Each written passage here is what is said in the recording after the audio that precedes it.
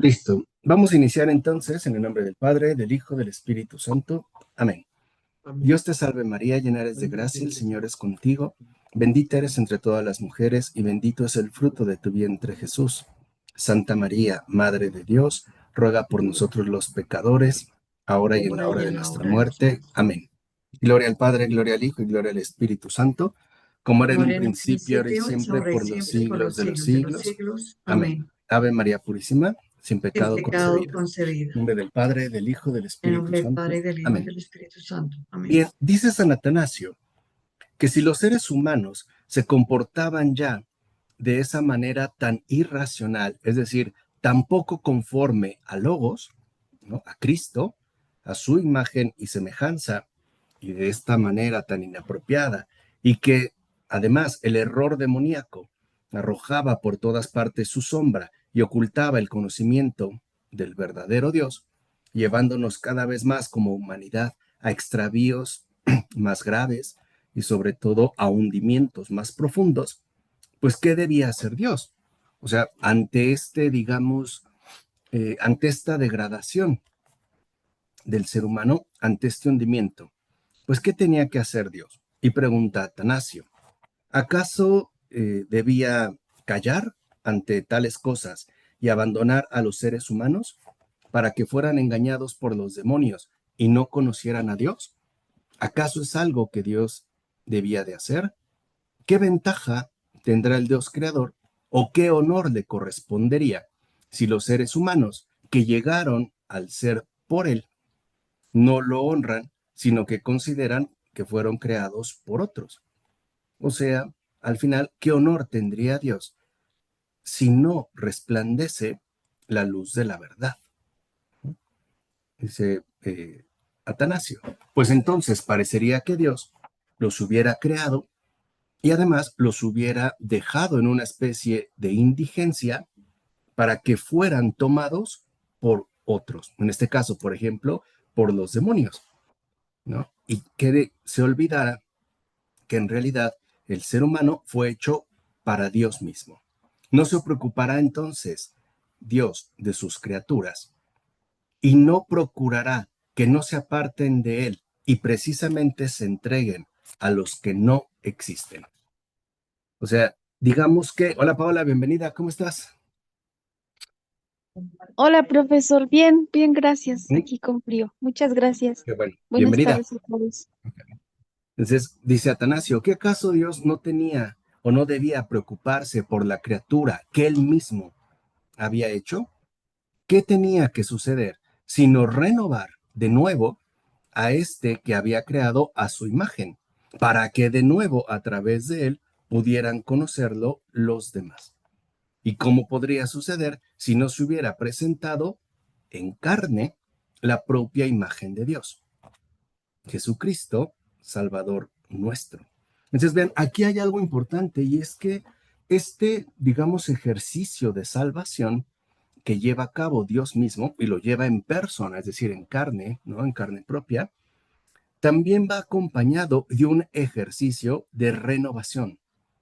Porque si ustedes se dan cuenta, Dios se hace hombre y ama como hombre también. O sea, en ninguno, digamos, de sus comportamientos o de sus enseñanzas, en ninguno de sus actos, lo vemos como algo alejado de lo humano, sino que lo vemos enteramente humano. Entonces, la salvación también va precedida por un ejercicio de renovación de lo que en verdad somos. Es decir, solo Dios nos enseña a ser verdaderamente humanos, que esa es la base. Porque si nosotros no, digamos, cultivamos, ¿no?, nuestra vocación humana, nos desviamos y finalmente nos degradamos de una manera perversa. Es decir, si un ser humano no cumple su vocación de humanidad, pues se irá o se desviará hacia la inhumanidad, llegando incluso, ¿no?, a casos de bestialidad, pues llamativa. Por eso dice Atanasio que también el verbo se hizo carne. para que Dios, presentándose en persona, pudiera, ¿no?, mostrarle al ser humano cuál es la imagen que en efecto le corresponde. O sea, Dios se hace hombre para que los hombres no olviden lo que significa ser humano, lo que significa comportarse verdaderamente como seres humanos. Ese rostro de humanidad que se supone nos tiene que caracterizar y que además nos vuelve diferentes de cualquier otra criatura. Por eso también, dice Atanasio, Dios mismo se encarna, para que no olvidemos la imagen y semejanza que nos corresponde como humanidad. O sea, Dios se hace hombre para que el humano no olvide lo que significa ser humano, para que vuelva de nuevo a ese camino descuidado que le corresponde en tanto humanidad. Este es, digamos, en un primer momento. Dice, por eso toma un cuerpo humano para que el humano vea en persona su propia imagen. Es decir, que nuestra humanidad solo se ve expuesta de manera integral en Jesucristo. Por eso cuando decimos en el credo que es verdadero Dios y verdadero hombre, no solo nos referimos, digamos, a la dimensión biológica de su realidad, sino a la dimensión humana que él mismo ha asumido. O sea, él también nos muestra cómo debe actuar un ser humano, cómo debe pensar, cómo debe obrar, cómo debe ciertamente, ¿no?, incluso sentir. Y ese es el acto de renovación que Dios mismo nos propone. O sea que si uno de verdad se decide a seguir a Cristo, el primer efecto que se presenta es la rehumanización de lo que somos. Por eso los santos, en definitiva, son los más humanos de todos. O sea, son los que verdaderamente han aceptado este gesto de renovación que Jesucristo mismo nos está proponiendo. Por eso Cristo se hace hombre para que no olvidemos cómo es un ser humano y cómo tiene que ser. Dime, Elizabeth. Eh, sí, profesor, eso sí me parece tan perfecto, porque si él nos hubiera reencarnado, Encarnado, hubiéramos nada más encarnado, encarnado. encarnado, tendríamos la imagen de un Dios lejano, muy Ujú. diferente a nosotros, porque no se hizo hombre. ¿Cómo va a sentir él lo que nosotros sentimos si no se hizo hombre, si es un Dios allá? Pero gracias a ese hecho, gracias a la encarnación, él se hizo hombre, sufrió, también gozó y nos entiende y nos comprende y por eso acudimos a él con esa fe de que él nos entiende la naturaleza de la humanidad que tenemos. Sí, claro, por supuesto. ¿Paola? Ay, perdón, profe, es que yo le quería hacer una pregunta relacionada a lo que vimos la clase pasada, no sé si se pueda. Ujú. Ve que nos estaba diciendo sobre o sea, lo que era la muerte y cómo cómo Jesús venció a la muerte, haciéndola, pues prácticamente sometiéndola, o sea, a él, ¿no? A la voluntad de él. Pero es que estaba viendo una homilía ayer de un sacerdote sobre los judíos, de cómo o sea, bueno, como dice el Evangelio, donde ellos se escandalizan por cuando Jesús les dice que debe, o sea, que hay que comer su cuerpo y su sangre, y que ellos lo toman como canibalismo, ¿no? O sea, que no puede ser así. Entonces, cuando Jesús les dice a sus apóstoles, ustedes también se van a ir, ustedes también me van a dejar. Y cuando Pedro le dice, ¿a quién iremos, Señor? Solo tú tienes palabras de vida eterna.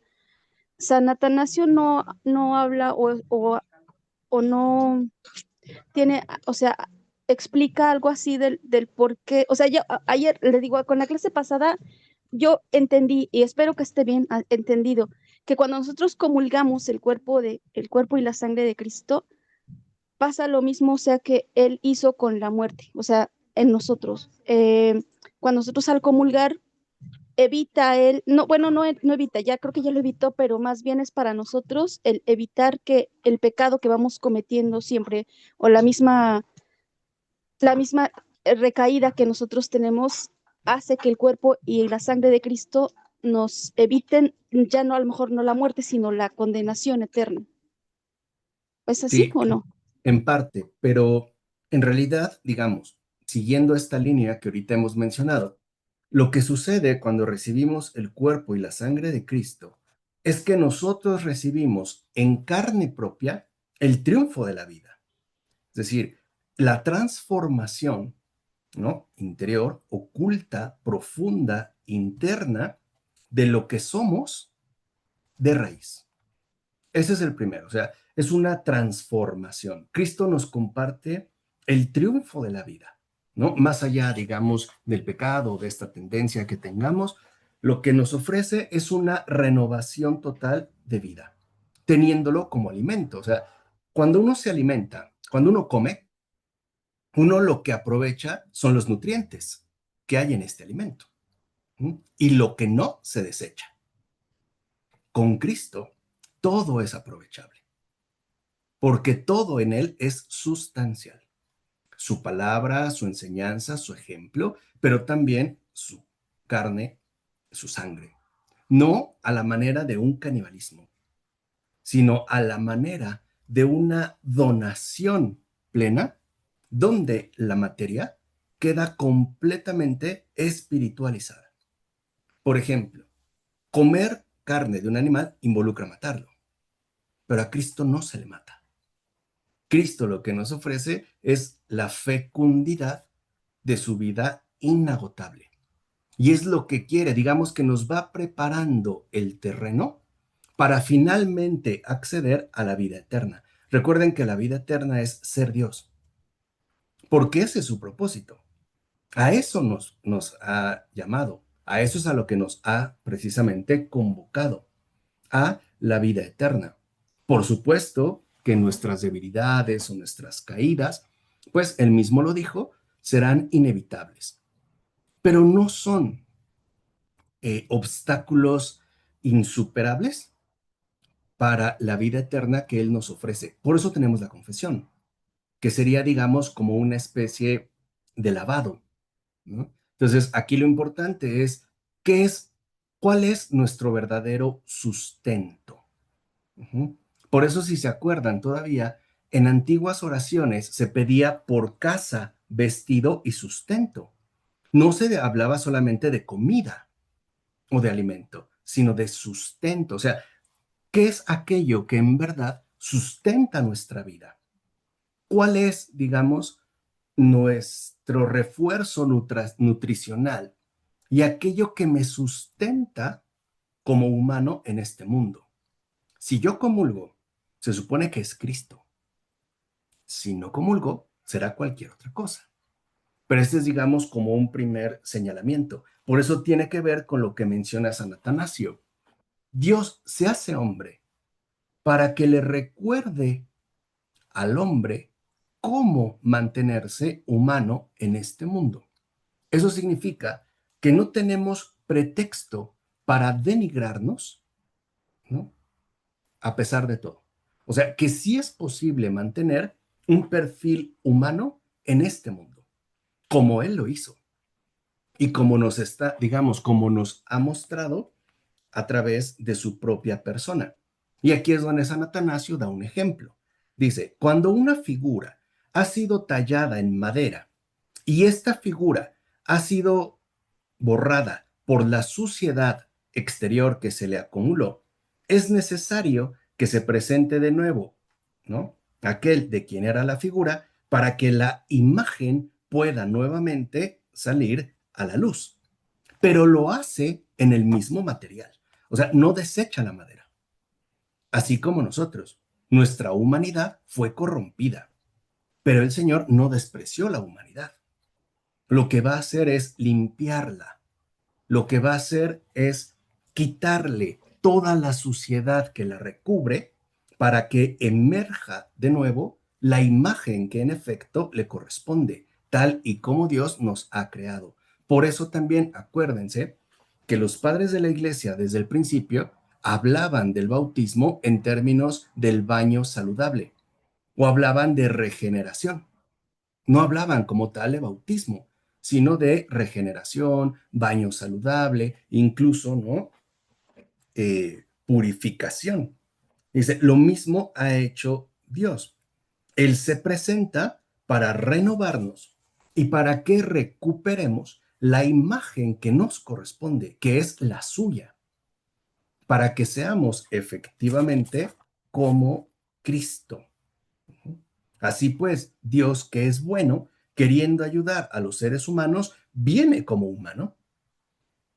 No viene como alguien extraño o alguien con el cual no tendríamos ningún tipo de vínculo cercano.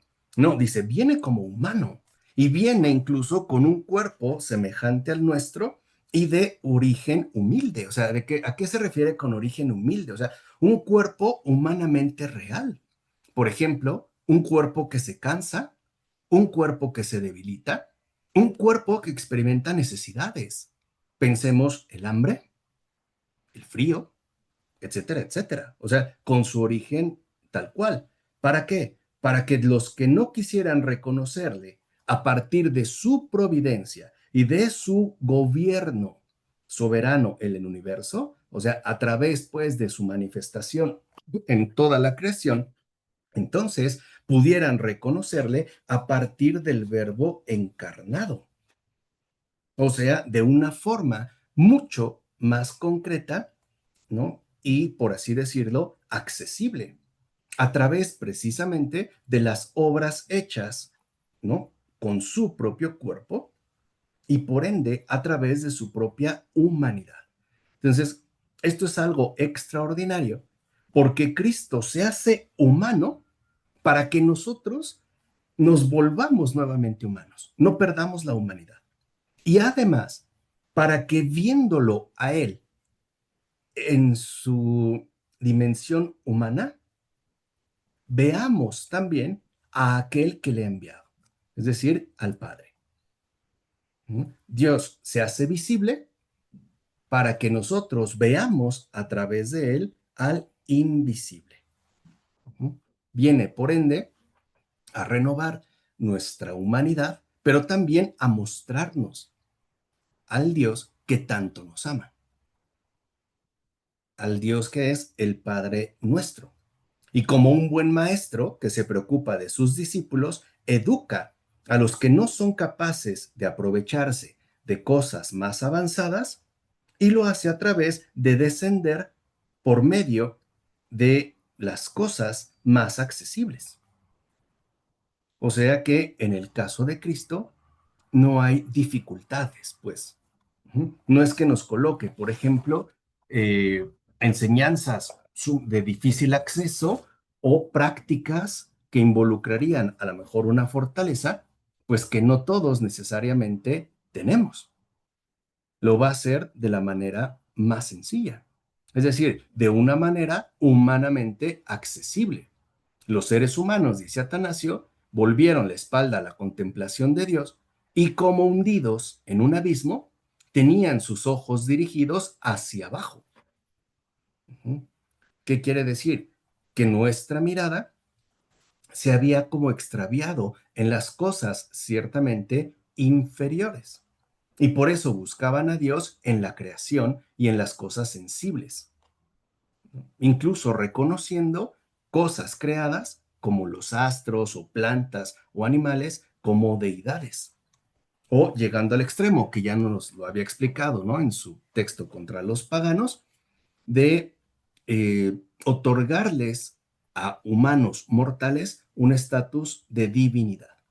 Dice, por eso el benevolente como un salvador de todos, el verbo de Dios, toma para sí un cuerpo y vive como un ser humano entre los seres humanos. Y con ello somete también los sentidos de todos los seres humanos, para que los que piensan que Dios está en las cosas corporales comprendan la verdad mediante las obras que el Señor realiza a través de las acciones de su cuerpo. Y entonces adquiramos conocimiento del Padre. Es decir, ¿a qué se refiere aquí, por ejemplo, Atanasio, no? A que Dios ahora quiere que pongamos atención en su persona. Ujú. Que no queramos andar buscando a Dios en otros ámbitos distintos a Él. Por ejemplo, como hoy todavía se suele hacer, cuando hay quienes reconocen una especie de espíritu del mundo o madre naturaleza o Pachamama que nos conectaría con la divinidad, o a través de cuestiones energéticas o vida extraterrestre o qué sé yo. Ahora no. Cristo quiere que en efecto toda nuestra mirada se centre de lleno en Él y que se centre de lleno en Él de esta manera tan accesible como lo es su humanidad. Ujú. Es la manera en la que Él entonces ahora busca atraernos hacia sí. Ujú. Y para que también, dice Atanasio, aprendamos ujú,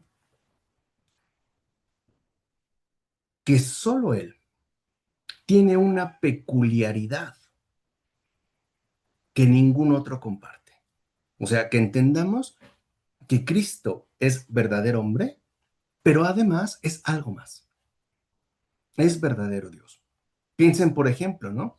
Durante su vida terrenal, como algunos fariseos o saduceos en ciertas ocasiones le cuestionaron con qué autoridad haces esto, con qué autoridad te expresas así, porque al final las obras y las palabras de Cristo solo pueden ser hechas y dichas por Dios mismo.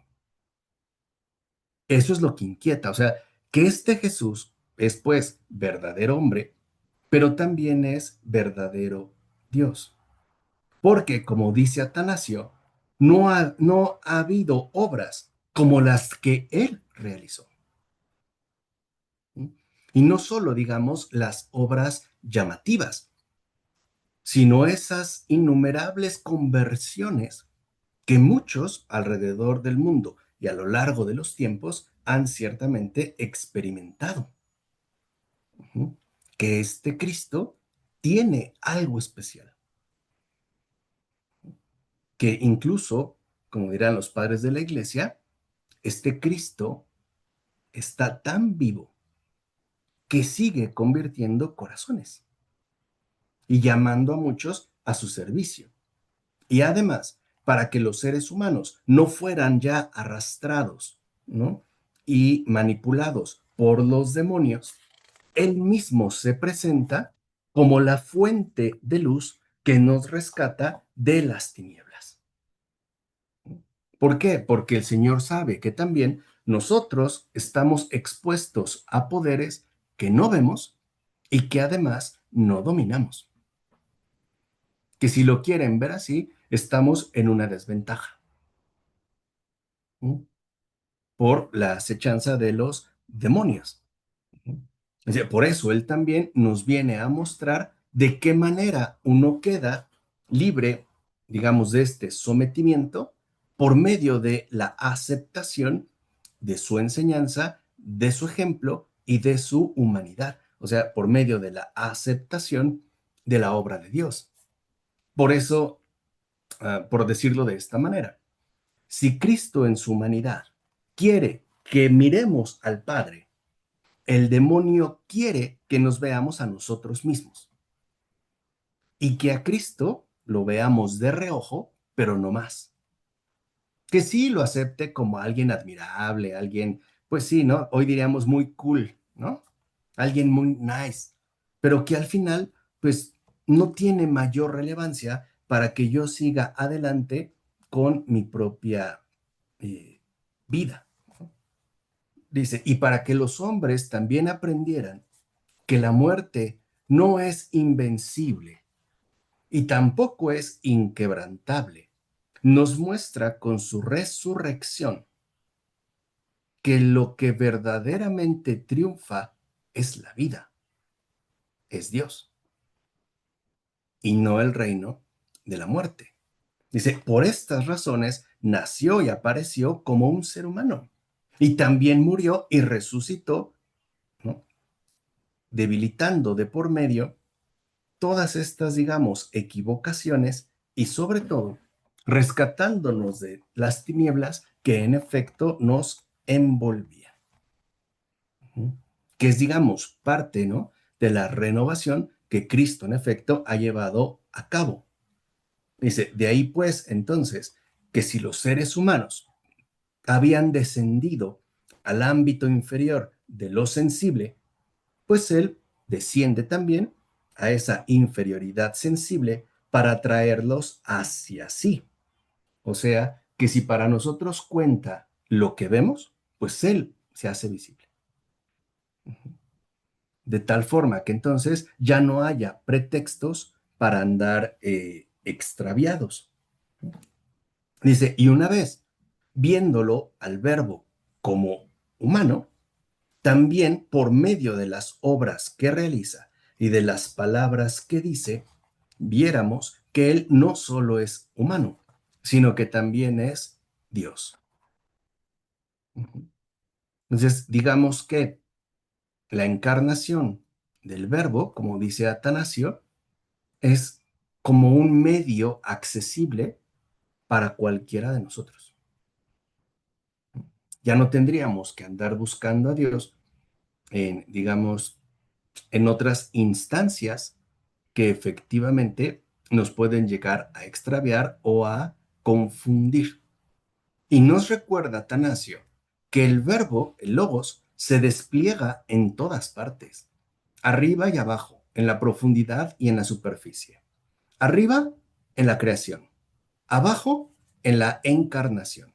En la profundidad, en el infierno. En la superficie, en el mundo. O sea que, a final de cuentas, Cristo es el que lo domina absolutamente todo. Cristo es el que lo ha, digamos, envuelto, ¿no?, a todo con su presencia. Y que, como hemos dicho, se trata de una presencia de salvación, de una presencia de liberación, una presencia de renovación. Por eso dice que de dos maneras nuestro Salvador tuvo compasión a través de su propia encarnación. Primero, por una parte, consiguió que desapareciera de nosotros la muerte y quedáramos afianzados en la resurrección. Y por otra, que aun siendo enteramente invisible, se revelara por sus obras y por su cuerpo, dándonos a conocer quién es y de parte de quién viene. O sea, y aquí es también cuando nosotros quizá a veces hemos olvidado que la resurrección es el pilar fundamental de nuestra esperanza, porque el resucitado nos recuerda que no fuimos hechos para la muerte, sino que fuimos hechos para la vida y no para cualquiera, sino para la vida eterna. De ahí pues que si, por ejemplo, ¿no?, un ser querido fallece, el cristiano sufre la ausencia, pero al mismo tiempo se reconforta con la esperanza de que esa muerte no es ni definitiva ni contundente, sino que hay, digamos, ¿no?, esa resurrección que a todos nos convoca. Es la esperanza en la vida eterna, es la esperanza en la vida del más allá. Por ejemplo, puede ser o parecer muy banal, pero hay personas que tienen la esperanza profunda de volver a ver a su padre, a su madre, a su esposo, a su hijo, a su amigo en el cielo. Y acuérdense cuando estudiamos a Dante, ¿sí?, que yo sé que ya lo volvieron a releer ¿no? Tomaron sus apuntes, incluso están haciendo un ensayo crítico de la comedia de Dante, donde acuérdense que la gran enseñanza de Dante es que el Señor no eclipsa a su criatura. Recuerden que una de las inquietudes fundamentales de Dante es, ok, tú sabes que yo amo a Beatriz. Me interesa saber si Beatriz está muerta, o sea, ya desapareció o permanece. Y el Señor demuestra que permanece. Y la segunda inquietud de Dante es, pero ¿qué pasará cuando yo esté ante ti? Beatriz se va a eclipsar. Como tú, que eres el Todopoderoso, ¿no? No eclipsarás a una criatura finita. Y el Señor demuestra que no es así, que Él glorifica a su criatura con su presencia y que viendo a Beatriz glorificada, ve a Cristo, que se han vuelto inseparables. Esa es la gran enseñanza. Digo, se las recuerdo porque sé que ustedes la traen muy presente. Ajá. La han asimilado y, repito, están haciendo su ensayo crítico y sus comparaciones, ¿no? Pero esa era la enseñanza. Atanasio lo intuye.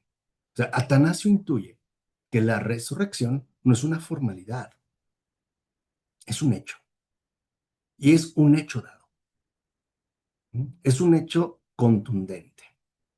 Que nuestro final no es la muerte, es el encuentro con Cristo.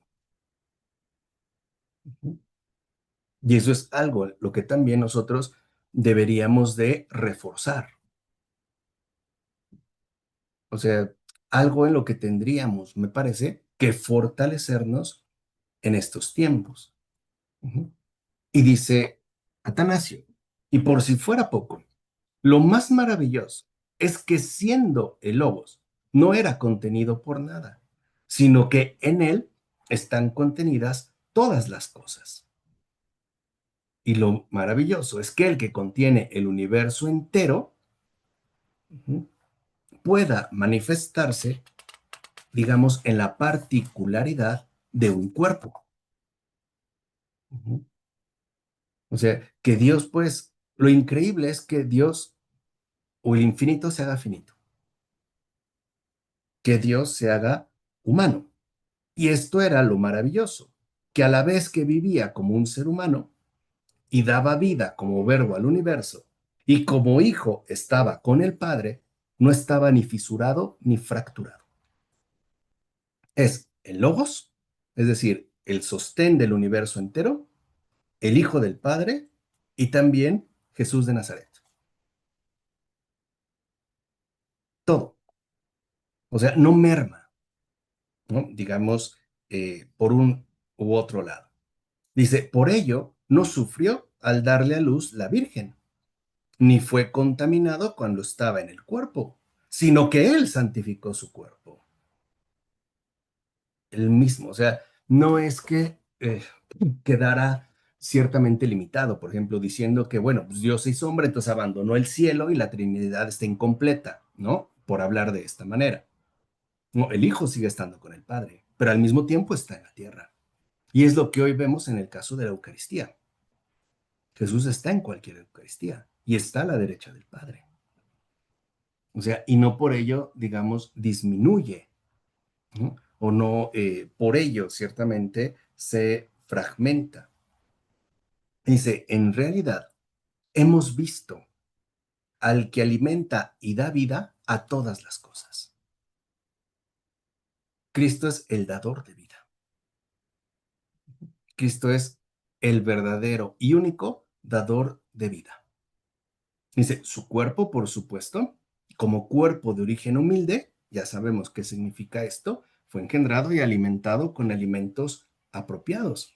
Este cuerpo comía, este cuerpo bebió leche materna, este cuerpo sufría y no era un cuerpo ajeno, era el cuerpo mismo del Señor. Y como se había hecho humano, pues convenía que afirmara esto de manera clara y contundente para que no se dudara de su propia encarnación. Es decir, para que no supusiéramos que se trataba de un engaño. Por eso Cristo humanamente sí sufrió, sintió hambre, se cansó, lloró, sudó, etcétera, etcétera. Es decir, como cualquier ser humano. Dice, y de igual manera, así también, ¿no? A pesar de este origen humilde de este cuerpo, nos da a conocer por sus obras que se trata de alguien más grande. Ujú. Dice, así es justo como se los hizo saber a los judíos incrédulos, cuando les dijo, si yo no realizo las obras de mi Padre, no me creáis, pero si las realizo, incluso si no creéis en mí, creed en mis obras, para que sepáis y conozcáis que el Padre está en mí y yo en el Padre, como afirma, ¿no?, en el Evangelio de Juan. Es decir, vuelvo a repetir que este no es cualquiera. Es humano, pero algo más también. Dime, Paula. Ay, perdón, otra vez. No sé, pues qué planes tenga el Señor con cada uno de nosotros que aprendemos de sus clases, profesor, pero como yo sigo en algunas redes, algunos sacerdotes me aparecen de estos videos cortos y también de repente me aparecen protestantes o pastores. Y ahorita que está diciendo esto, como por ejemplo, si es que me da un poco de vergüenza decirlo, pero creo que es importante por si alguno de nosotros se llega a topar con una persona así. El otro día escuchaba a un pastor que decía que según él iba a dar la explicación de cómo es que Jesús no podía caer en la tentación de la lujuria. O sea, bueno, a mí me dio risa, pero si nos encontramos a una persona así, ¿cómo le explicamos? Pues es que no hay nada que explicar, porque él está convencido de que él tiene la explicación. No hay nada que explicar. O sea, lo único más bien que habría que hacer es en el corazón pedirle de inmediato que el Señor lo libre de su error, que le conceda, ¿no?, la luz de la verdad. Nada más, porque no se trata, digamos, de meterse como en vanas discusiones, ¿no? O en estériles disputas. Se trata de que uno ya puede ir detectando si en efecto ahí está el espíritu de la verdad o está el espíritu de la mentira. O sea, digamos, ¿quién está hablando? ¿Qué es lo que sucede en el caso con Cristo?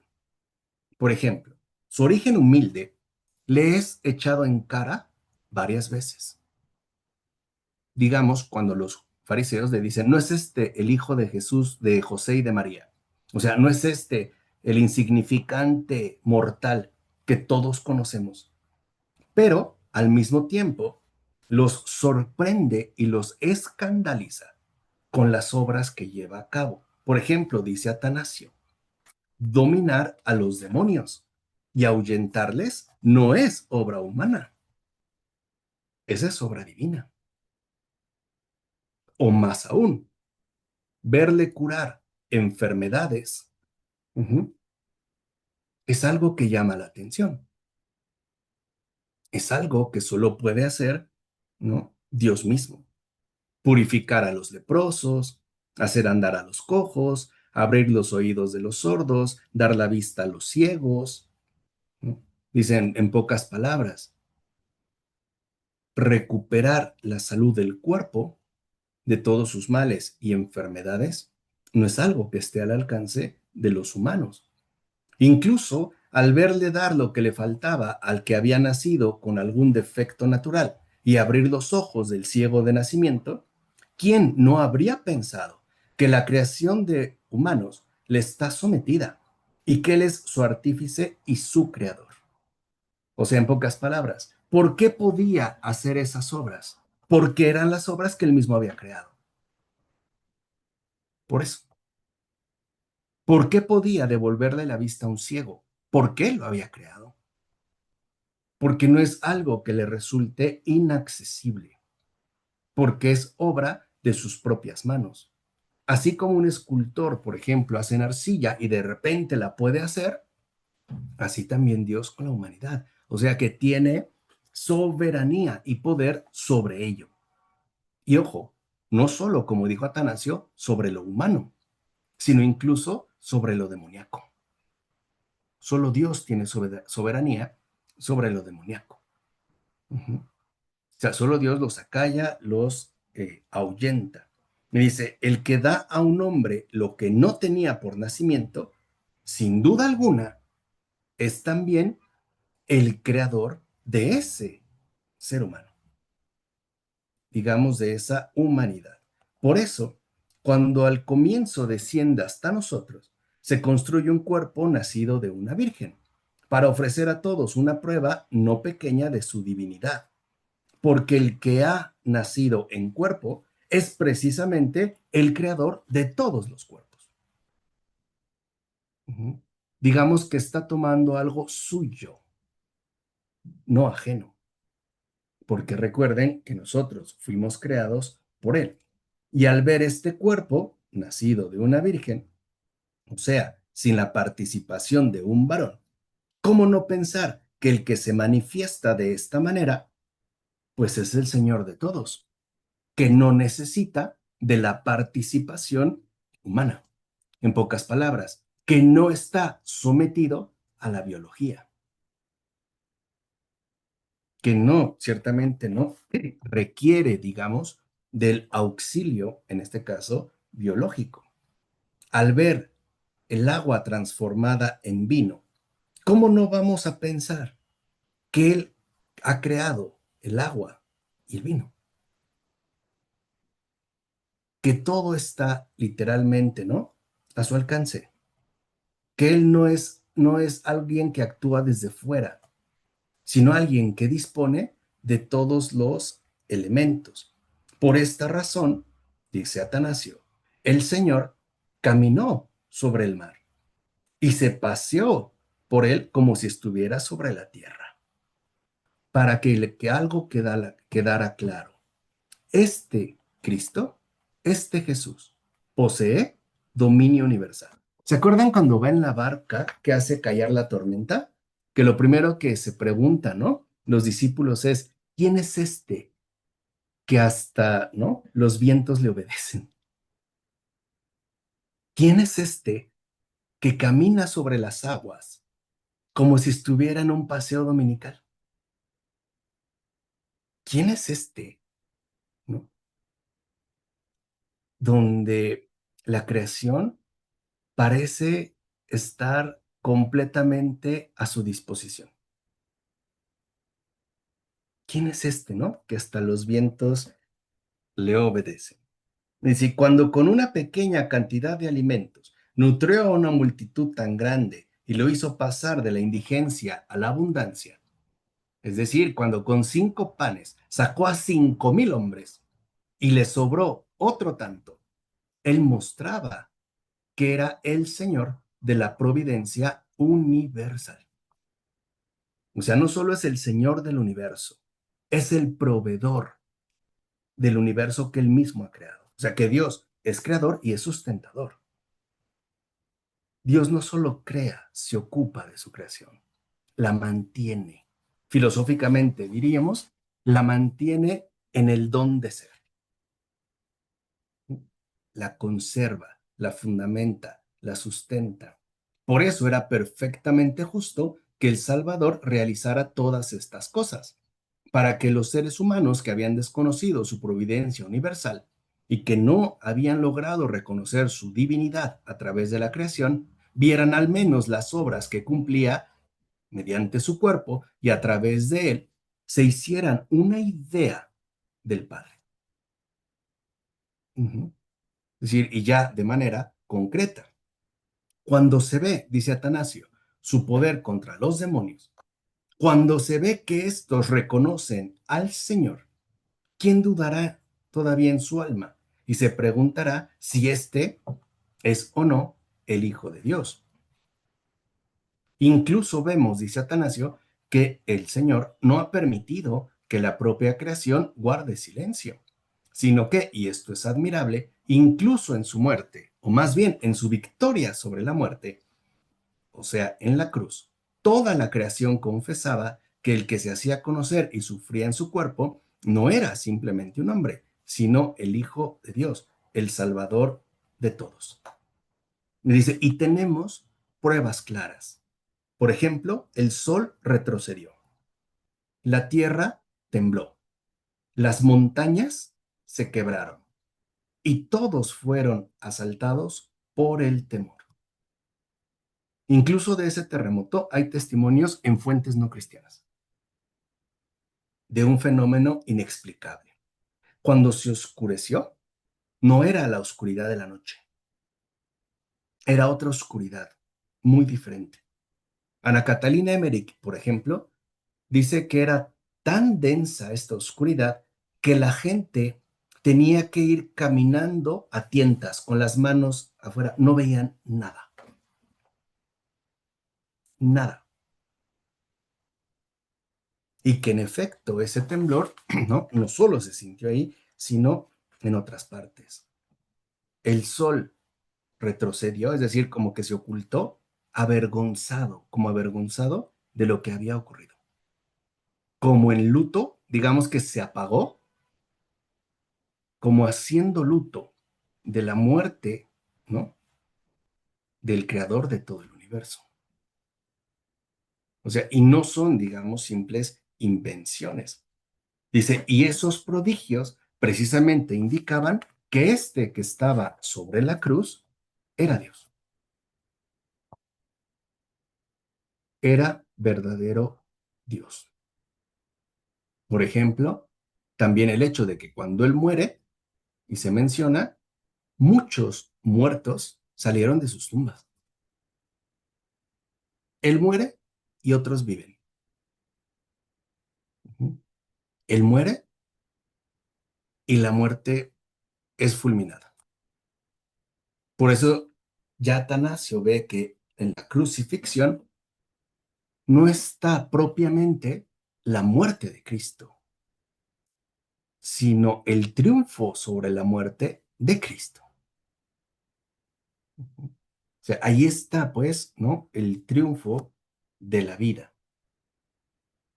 Y con estos prodigios, dice Atanasio, se mostraba que este Jesús no era cualquier humano, era humano, pero tenía algo más.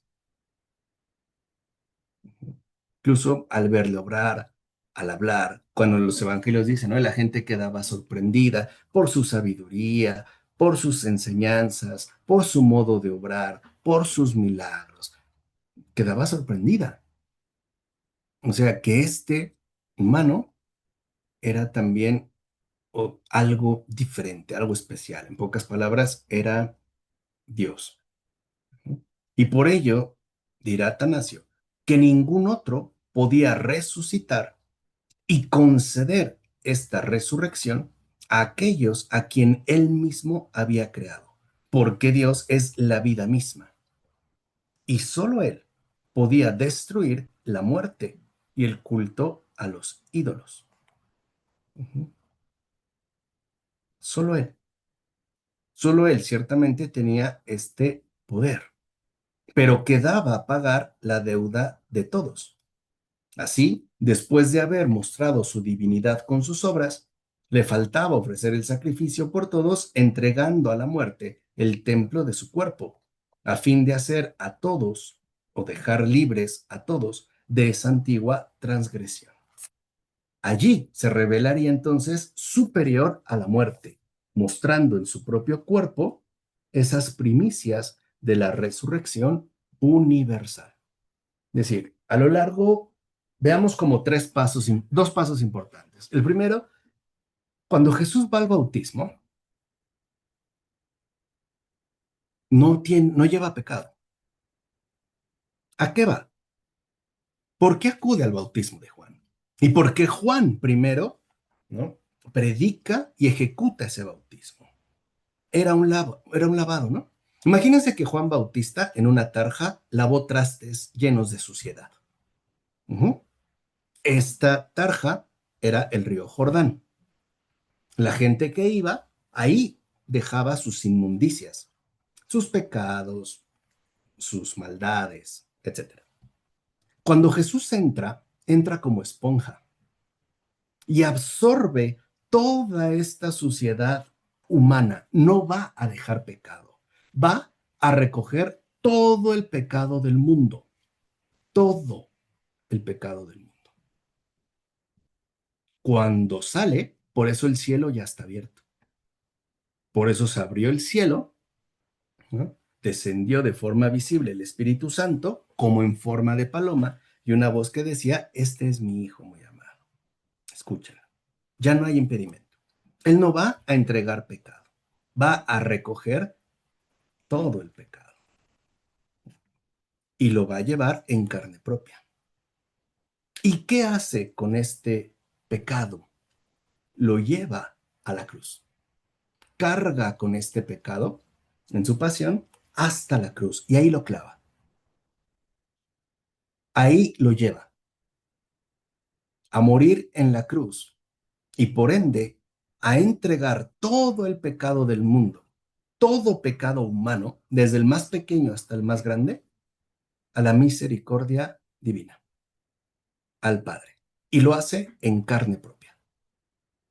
Por eso queda clavado en la cruz. Digamos que el pecado del mundo ahí queda clavado, sin antes haber padecido la justicia divina. Por ejemplo, yo recuerdo que en una ocasión, San Alfonso María de Ligorio, en esa meditación que hace sobre la pasión de Cristo, dice que de la flagelación, ¿no? Los latigazos que recibe en la espalda, no solo había fuerza humana, sino fuerza divina, y que no hubiera habido un solo ser humano capaz de aguantar uno solo de esos latigazos. Porque no solo iba la fuerza humana, sino toda la justicia divina. ¿Ahora entienden por qué quedó deshecho corporalmente? No por la fuerza de los romanos, porque está padeciendo en carne propia la justicia divina. ¿Y para qué? Para que nosotros no lo suframos, para que nosotros no lo padezcamos, para que no padezcamos no solo la flagelación, la coronación de espinas, la humillación, la crucifixión, sino el abandono de Dios como Él sí en la cruz. Lo hace por nosotros. Por eso lo peor ya pasó. Él lo vivió. ¿Qué nos queda? Lo mejor. Ya no lo peor. Lo peor, Él ya lo vivió. Él ya lo padeció. ¿Qué nos queda a nosotros? Lo mejor. ¿Y qué es lo mejor? La gratitud sincera hacia aquel que nos ha salvado y hacia aquel que tanto nos ha amado. Por eso el Señor dijo, ahora el Padre quiere adoradores en espíritu y en verdad. O sea, según la verdad, no según, pues, ¿no? Lo que nosotros simplemente imaginamos. Dice, por ello también el Señor tomó un cuerpo mortal, porque en ese cuerpo mortal va a morir el pecado. Y va a morir realmente. También por eso, digamos, aprovecha nuestra mortalidad y la usa a nuestra favor. Si el cuerpo muere, pues que muere el pecado con él. Por eso muere en su cuerpo. Muere, ciertamente, ¿no? En la cruz. Y así, dice, vemos cómo el Señor en su cuerpo y en la cruz acaba, destruye la corrupción y la muerte. Y la muerte, que era necesaria y debía corregir por todos, así es como ahora por todos el Señor paga nuestra deuda. Y como no podía morir, pues era Dios, es que toma un cuerpo que sí puede morir, porque es lo que va a ofrecer, ¿no? Por el bien de todos. Es decir, ¿qué sacó de nuestra mortalidad? La inmortalidad. ¿Qué sacó de nuestro pecado? La redención. Y en último término, ¿qué hizo con nuestro cuerpo? Renovarnos por completo. Reconciliarnos con el Padre. No es, digamos, algo enteramente secundario o decorativo. Es algo fundamental. Por eso el pecado ha quedado destruido en Cristo. Y si nosotros incurrimos de nuevo en el pecado, lo que tenemos ahora no es el castigo, es la reconciliación, es la confesión. Por eso el sacramento. Es decir, que para nosotros, ahora lo que impera es la misericordia, es la bondad. Y es esta misericordia y esta bondad la que nosotros no debemos perder de vista jamás. ¿De acuerdo? Sí. No quise interrumpir, pero les damos la bienvenida a Olivia, a Clara, y también queremos aprovechar para felicitar muy cordialmente a la próxima cumpleañera de nombre Paola, que se encuentra aquí con nosotros, y queremos desearte lo mejor para este próximo sábado, que será tu cumpleaños, para que sea un día que vivas en paz y que el Señor atienda todas tus necesidades y te conceda más de lo que imaginas, más de lo que puedes soñar. Ay, profesor, muchas gracias, de verdad. Eh, Ayer justamente pensaba cuando les mandé el mensaje, porque para mí hace tiempo que yo perdí muchos amigos. Casi cuando yo me vine para acá, hubo gente que dejó de hablarme por muchas cosas. Y muchas veces me he sentido triste por eso, así decir, ya no tengo amigos. Pero ayer cuando les mandé el mensaje y otras ocasiones, Dios me ha revelado que me ha dado otros muy buenos amigos. Y eso es un regalo para mí, de ustedes, que vale muchísimo. Muchas gracias. Bueno, pues gracias a ti también y feliz cumpleaños. Y no olvides que la verdadera amistad es la que Cristo te ofrece. ¿Mm? Cuando reconozcas que Él es tu único apoyo, todo será distinto. Cuando reconozcas y aceptes que lo humano es importante, pero que Jesús es más importante, ujú, algo cambia. La vida ya no es igual. Todo se vuelve algo distinto. Por supuesto que tenemos señalamientos, ¿no? Signos que nos resultan accesibles, pero al final el Señor quiere algo todavía más grande. Ujú. Por eso también es verdad lo que decía San Agustín, que la amistad es el consuelo que Dios nos ofrece en un mundo tan difícil. Y tenía razón, es un consuelo. Pero si de repente sentimos o experimentamos que los amigos escasean o incluso desaparecen, nunca olvidemos que el verdadero amigo que no falla es Cristo y que su amistad es lo más importante de todo. Ojalá, Paola, que tu cumpleaños lo celebres en esa amistad y a partir de esa amistad. Y entonces verás las cosas de otra manera. ¿Vale? Un fuerte abrazo, Paola. Muchas gracias, gracias, profesor. De veras, lo recibo con muchísimo cariño. Ujú. Gracias. Paola, nosotros somos una pequeña comunidad, tú lo sabes, y esta pequeña comunidad es tu familia, y estamos para ayudarnos y escucharnos unos a otros. Entonces, cuenta con nosotros como tu familia. Te apoyamos y un feliz cumpleaños, Paola. Te Muchas queremos. gracias. Gracias, Eli. Yo también te quiero mucho. Gracias. Vale, pues un abrazo. No sé si alguien más quiera decir algo.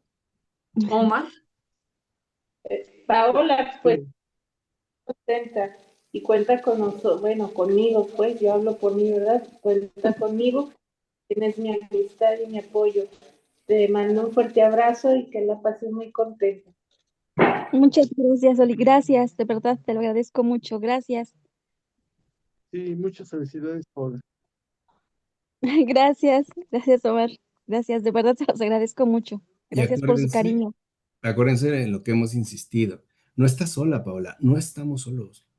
Esta Sí. pequeña comunidad parece algo tan insignificante, algo Mm, tan pequeño, algo tan frágil, tan vulnerable, pero así es como comenzó todo, con unos sí. pocos que permitieron, ¿no?, la renovación del mundo. Así que entendemos que solos no estamos, no estás sola, Paola, estamos contigo. Gracias, profesor. Y de verdad que así me lo han hecho sentir. Y Dios en ustedes. Sí. Vale, pues ahora sí, Gracias. buena noche, que descansen y ahorita les mando la clase. Un abrazo para todos. Gracias. Omar, Gracias. Olivia, Clara, Paola, Elizabeth, para todos, para todas, y muchas bendiciones. Muchas gracias, Igualmente. profesor. Que descanse y que mañana le vaya bien con sus hijas. Sí. Vamos, primero Dios. Ahí les mantendré informado. Bueno, Muy bien. Buenas gracias. noches. Bye. Yo los quiero mucho. Igualmente. Adiós. Gracias.